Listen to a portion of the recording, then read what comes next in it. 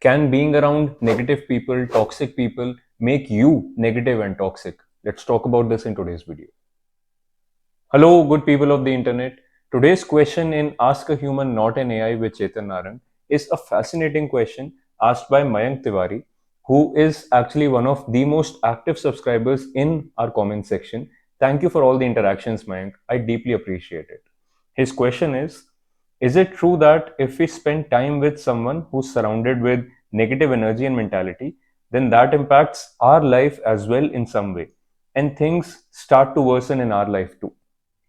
I once worked with a guy who completely fits the description here. He had this negative, toxic energy around him. In fact, from my interactions with him, something that I particularly remember is that every time we would be in a meeting with someone else from an external team or even from our own team, my first reaction would be how I can help the person in front of me, how I can help the person I'm in meeting with so that we get something done. His first reaction would always be, how is this guy trying to manipulate me? How is this guy trying to take advantage of me? And lo and behold, I will give you no prize to guess who was the most manipulative person in my team. It was this guy. It was this guy because every time he would be interacting with anyone, he would be thinking how the other person is trying to manipulate him. And therefore, he would want to be one step ahead of him. And he was intellectual, he was an intelligent guy. Therefore, he would try to one up that person and end up manipulating a person who maybe even was not even looking to manipulate him in the first place. Now, why am I telling you that? Because we see things as we are, not as the things are. So, consider in this example that I just gave, if people in my office, people in my team admired this guy and wanted to be like this guy, wanted to copy this guy, how would they interpret everything happening in the office? How would they interpret actions of some other team, actions of their own team members, etc.? They would obviously want to fit into the narrative that this guy is building. And therefore, if this guy was a negative, toxic person, and you were spending a lot of time with him, you would become a negative, toxic person too.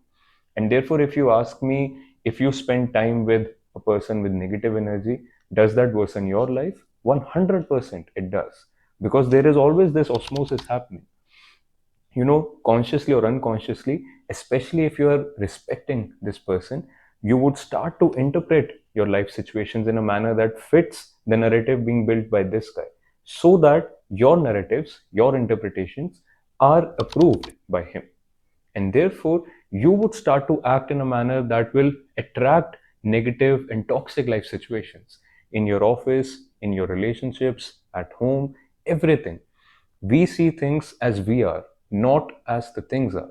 And therefore, if you're around a toxic person, if you're around a person who has a negative, manipulative attitude, for example, someone who considers life to be a dog eat dog world, you would also start to interpret your life and life in general also in that manner.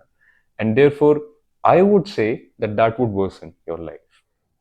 Now, having said that, what do you do about it?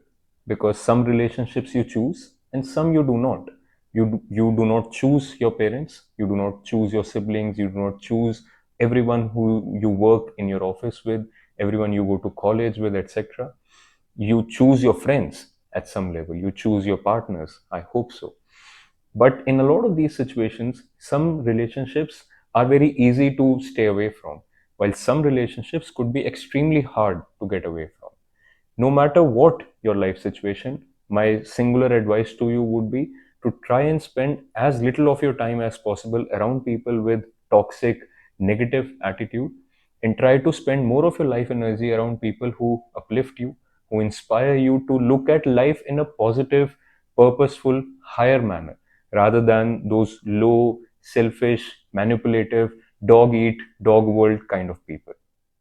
And no matter what you do not spend a lot of energy trying to convince people in the latter category that the former category is better, especially if those people are not willing to listen to you. It is actually true that if someone is not willing to see something that is true, if someone is resisting the truth, you cannot make them see it no matter how hard you try. But you can make them see their resistance to the truth. Only that much. Think about it and see if you can act in that direction. I hope this helps, Mayank. Until next time, peace out.